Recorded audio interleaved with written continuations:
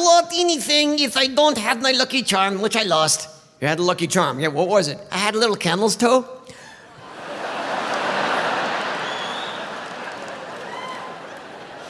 The hell are they laughing at? What? I had a little camel toe. You used to look at it all the time. I'm not kidding. He would rub it for good luck.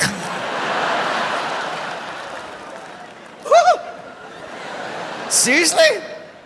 Can we sell little fake ones online? Ahmed's lucky camel toe makes a great stocking stuffer.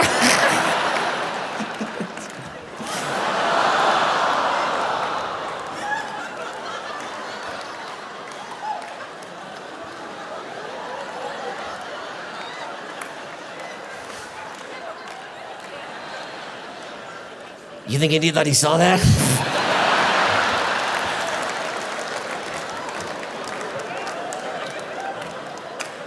Where is it? It's on the floor. Get it, you idiot! Get my freaking arm! Go get my arm. Okay, no, wait! What? Don't leave me here, I'll fall down. Go with me, okay?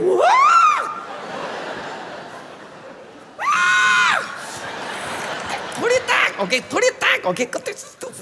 Okay, sorry, I don't know how to cheap construction. All right, fine, there. It's not funny! I kill you from here! How would you do that? Just throw me. Why not? You did peanut.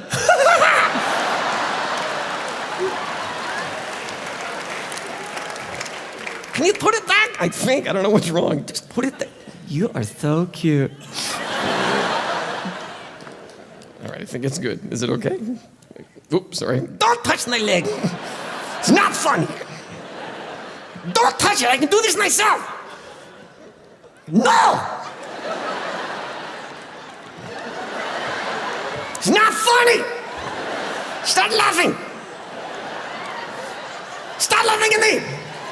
Ah! This is not funny at all. This is all your fault. I kill you again. What? I can do it. Don't touch my leg.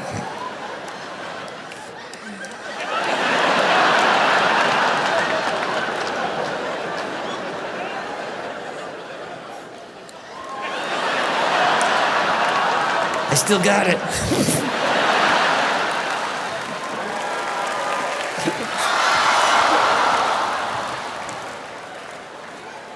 Don't let me fall down. What the hell? You want me to fix? Yes, fix my leg. Okay, don't touch my wee-wee. You don't have one. It's a phantom wee-wee. His name is Robert.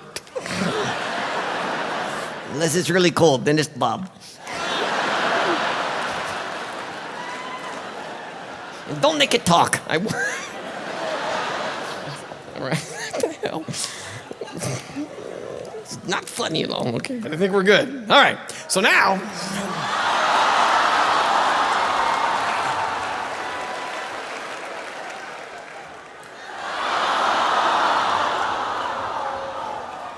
What the hell? How can I be naked? I feel naked. Fix all this. I'm gonna bite you to death. Not funny one bit. I kill you. This one won't stay. I don't know here.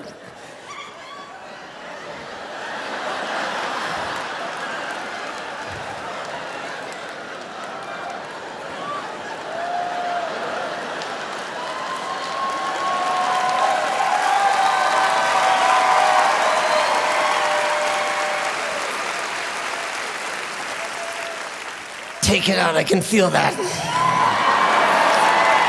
Want to call it quits? I think so. Man, but it's good to be here, man. I mean, for real, I'm turned 50.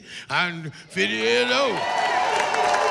Yeah, everything, and, you know, when you turn 50, everything changes. You don't be giving a shit about a lot of things no more.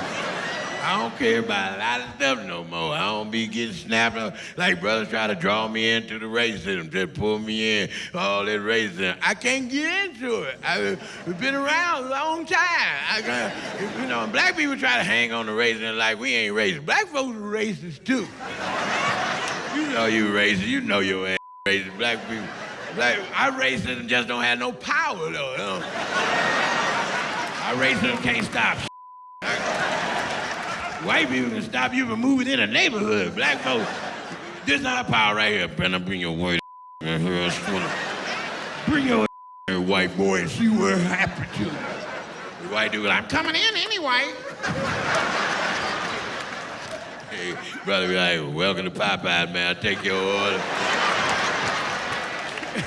Black folks try to get you all in that stuff. I mean, for a while, we was going through it. I mean, we fussed about Donald Trump. Donald Trump, we know he horrible. We know it. You see what Donald did? Yeah, all right, we know. All right. You ain't getting no gold medal for saying this.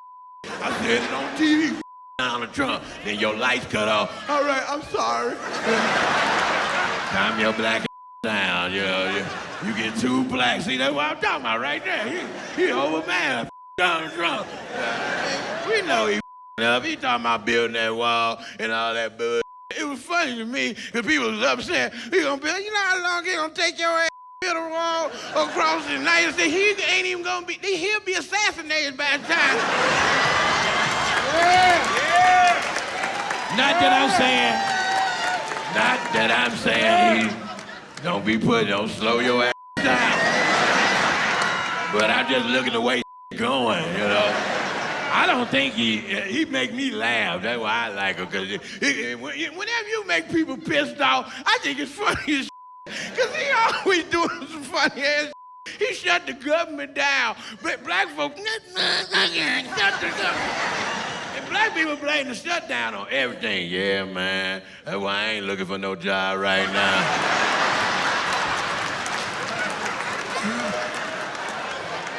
Government shut down. I would have made it to church, but you know. I heard my cousin on the phone. The child support check late because the government shut down.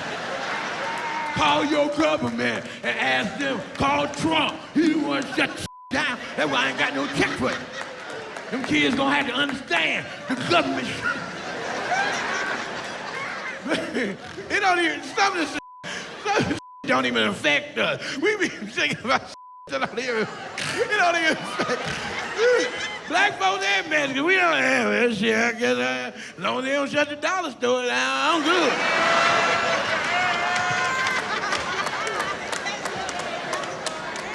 You can survive. Everything $1, everything 99 cents. They got groceries in the dollar store. They got groceries in there. You can buy groceries in the dollar store. You can eat. You gotta eat it in the line though. You can't take it home, put it in the refrigerator. You get some lunch meat out of there. Hey, eat it right here. Hit a wrapper, because that shit gonna deteriorate. I bought some eggs. They hatched in line.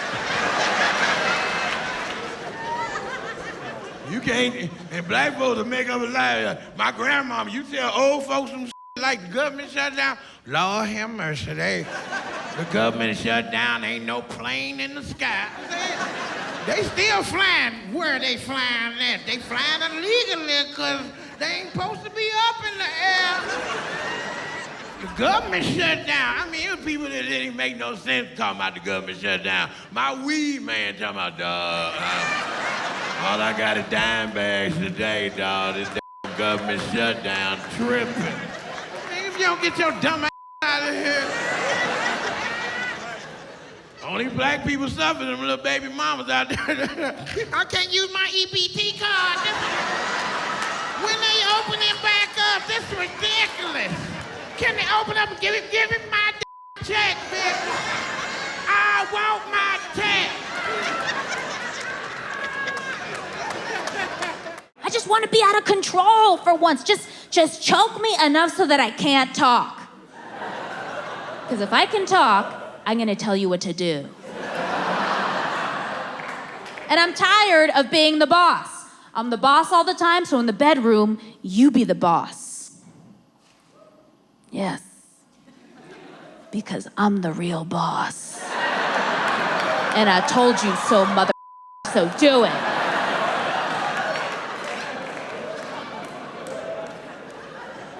Sheryl Sandberg, that woman who wrote Lean In, has had such a big impact that now, because of her, there is a ban on the word bossy in elementary schools because, according to her, it's sexist to use the word bossy because boys are never called bossy.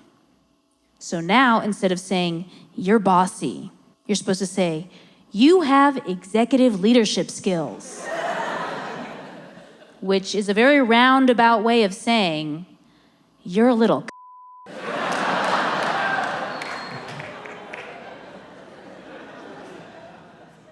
I'm just waiting for the right moment to become a housewife financially, you know? I want my husband to get us to a certain point financially. I want to get to the point as a couple where I can comfortably afford sliced mango.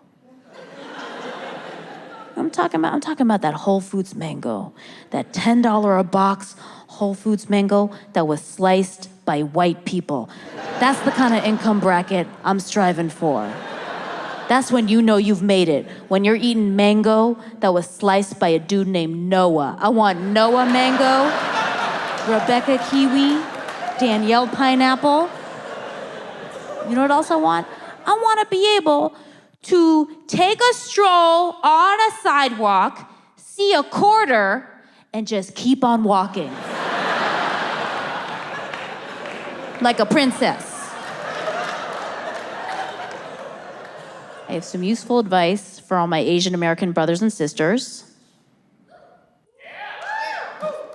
Never go paintballing with a Vietnam veteran.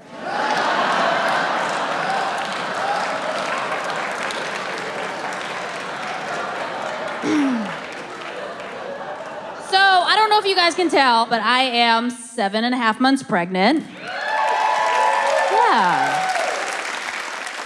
It's very rare and unusual to see a female comic perform pregnant because female comics don't get pregnant. Just try to think of one. I dare you. There's none of them. Once they do get pregnant, they generally disappear. That's not the case with male comics. Once they have a baby, they'll get up on stage a week afterwards, and they'll be like, guys, I just had this baby. That baby's a little piece of It's so annoying and boring, and all these other dads in the audience are like, that's hilarious. I identify, and their fame just swells because they become this relatable family funny man all of a sudden. Meanwhile, the mom is at home, chapping her nipples, feeding baby, and wearing a frozen diaper because her needs to heal from the baby's head, shredding it up. She's busy.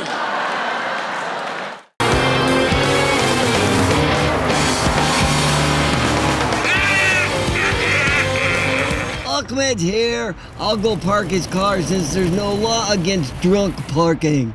Thanks, Bubba J. Good job.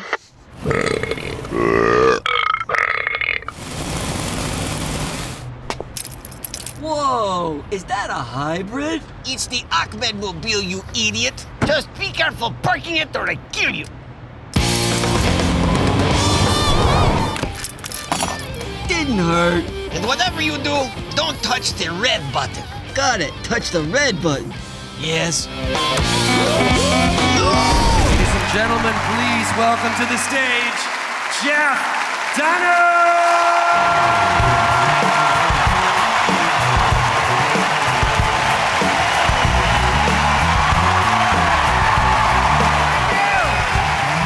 Thank you so much.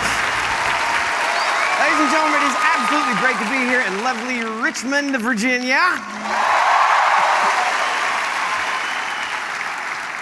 And you know, I've been doing this show all over the country, just having a blast here, there, and everywhere. The fans are great, but we've also been taking my show around the world. We've been doing shows in South Africa, Australia, 3 tours of Europe and the UK. Now they're talking about taking me to China. What?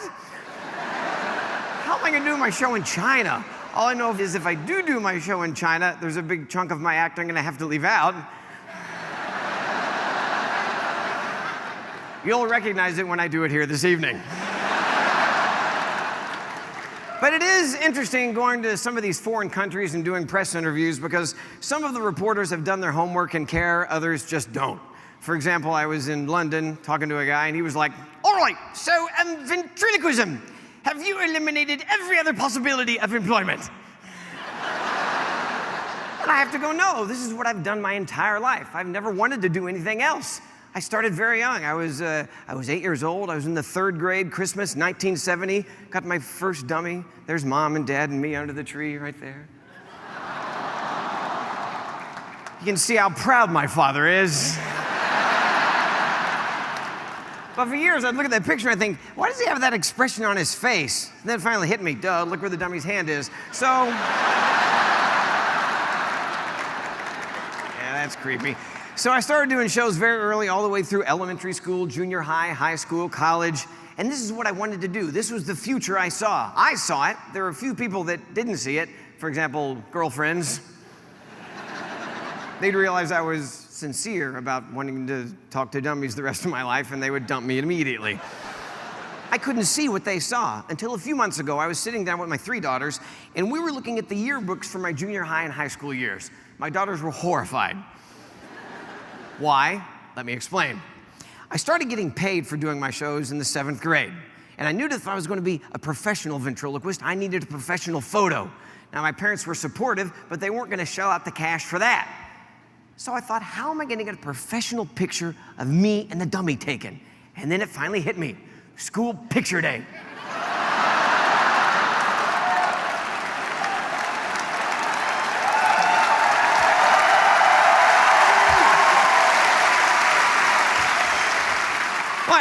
I thought this was genius. All I had to do was show up at school with the dummy in the suitcase, stand in line. When it was my turn, I'd sit down, put the dummy on my knee, smile, click, professional photo. And that's what I did every year from the 7th grade through the 12th grade. The only trouble was they'd only take 1 photo, and that's what ended up in every yearbook. And that's why my daughters were horrified. It was boy, girl, boy, boy with doll, girl. Don't believe me? There's 7th grade right there. There it is.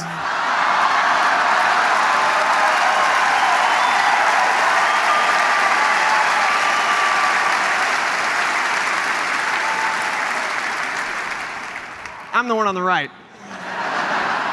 Look at that. That is Justin Bieber hair. So, 9th grade came along, and I decided to do the same thing. This was the bicentennial year in our country, 1976. I was a patriotic lad, but I didn't want to dress like Uncle Sam. No, apparently, I wanted to dress like a 4th of July picnic table cover.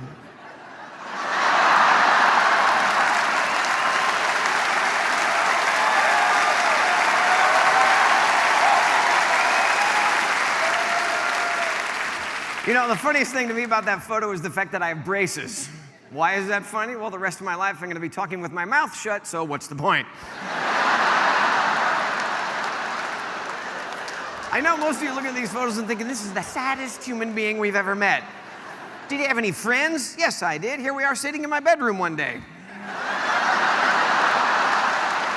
So now I had about 15 minutes in my show. I knew I wanted to add something else, some variety. I thought, music? Yes, something cool. Rock and roll guitar? No, something cooler. I'll play the trombone. I'm gonna let this photo soak in just for a minute.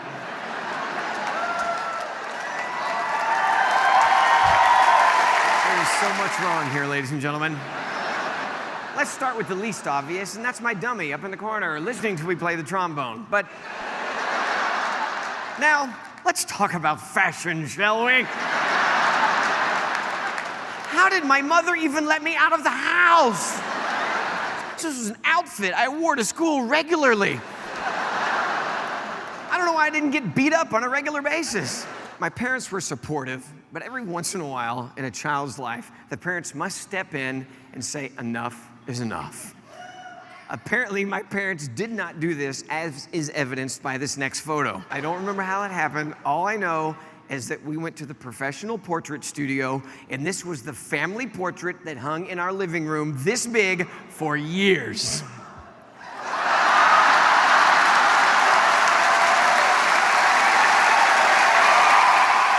My parents had family and friends over for parties a lot. And this was hanging right there in plain view, and no one ever said anything. They must have thought, well, the food's good. Let's go to the mentally ill people's house. Now, this next photo I found in a box just recently, and some photos just go without explanation. I don't remember what this was. I don't remember what was going on. I don't know. I don't know.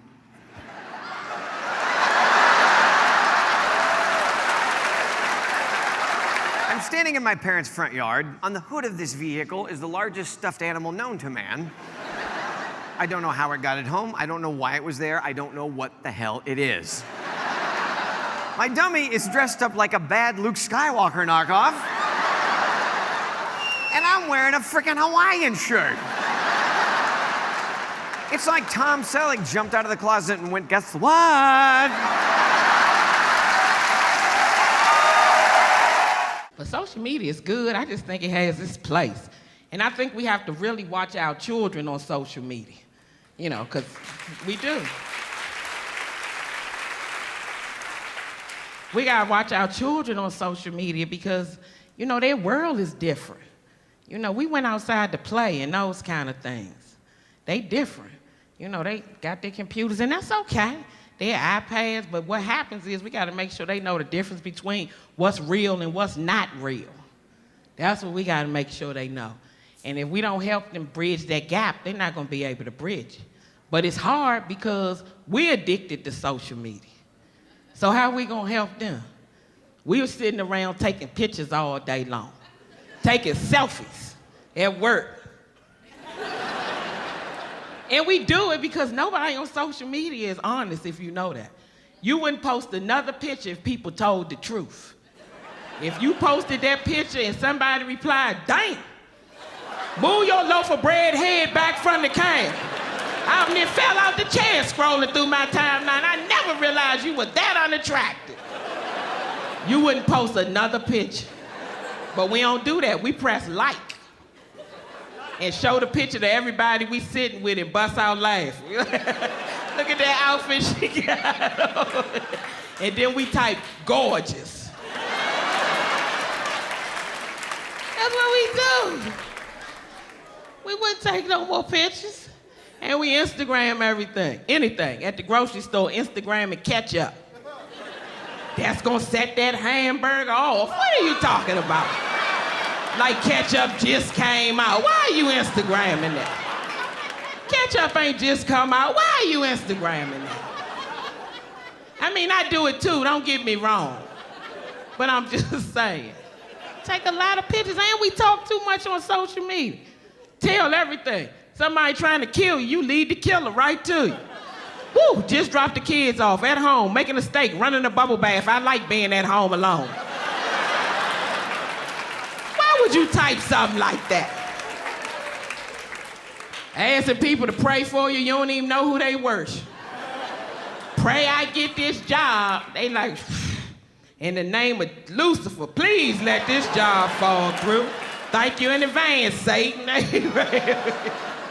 You don't even know who they worship.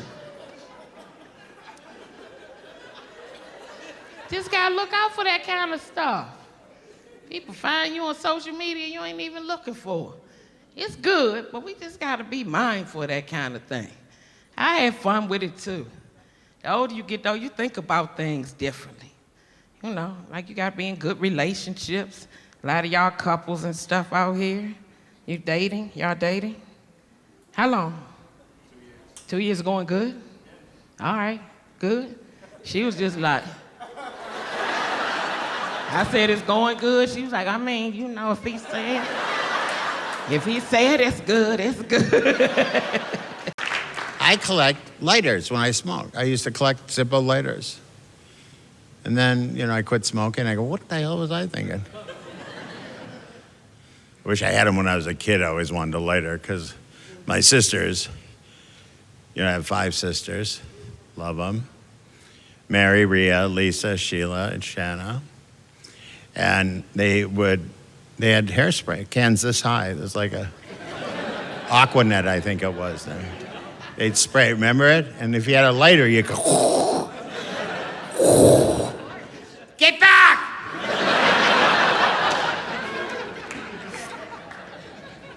Because I had 5 brothers, too. Kent, Roger, Billy, Jimmy, and Tommy. So, you need because I'm 10th of 11. So I was getting punched occasionally. Zippo, Aquanet. Get back! I'm Thor! I'm Aqua Thor! I'm Aquanet.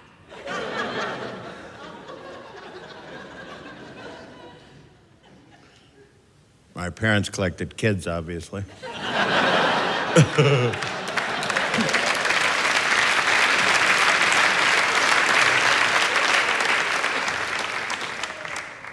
I was 10th of 11. I just slid out.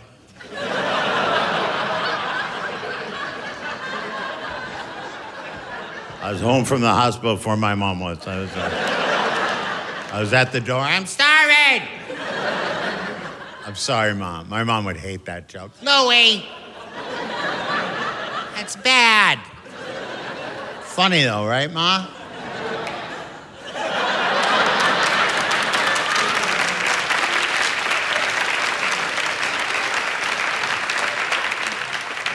How many grew up poor? Did you guys? Yeah. Because, I was in there. I was in there too long, I was just in my mind. I got to get out of here.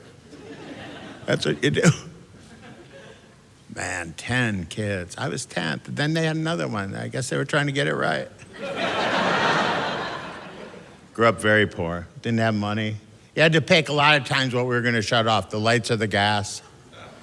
Usually we'd shut off the lights because my mom had 1,000 candles she stole from the church. We'd have a seance in the afternoon. Join hands. One time she brought a menorah in, all 7 candles lit. I don't think that's right, Ma. It's okay, I know some Jews, Louie.